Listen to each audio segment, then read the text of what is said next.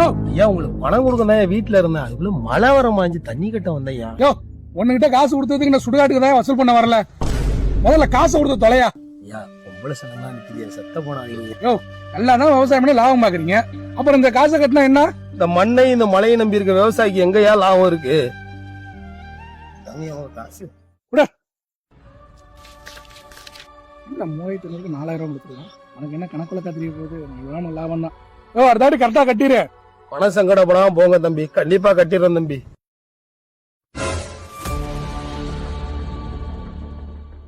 என்ன சொல்ல போறீங்க? அண்ணே இந்த வண்டிக்கு இந்த 2000 பணம் வந்துச்சுண்ணே, உங்களோட தானே? ஆமாண்டா தம்பி, ஏமாண்டா அது எந்த ஊர் தம்பி நீ? அண்ணே அந்த கொல்லையில நிக்கிறாருண்ணே, அவர் தானே எங்க அப்பா, நாங்க எல்லாம் இந்த ஊர் தானே. அவர்தான் உங்க அப்பாடா, அவரே கஷ்டப்பட்டுட்டு இருக்காரு, இந்த காசை நீ எடுத்துட்டு போயிருக்காங்கடா. அடுத்தவங்க பொருளுக்கெல்லாம் ஆசைப்படக்கூடாதுன்னு உங்க அப்பா சொன்னாரடா. திருவள்ளுவர் சொன்னாருன்னு அப்பா சொன்னாருல. அண்ணே நாங்க இன்னைக்கு கஷ்டப்பட்டாலும் நாளைக்கு கஷ்டப்பட மாட்டோம்ண்ணே.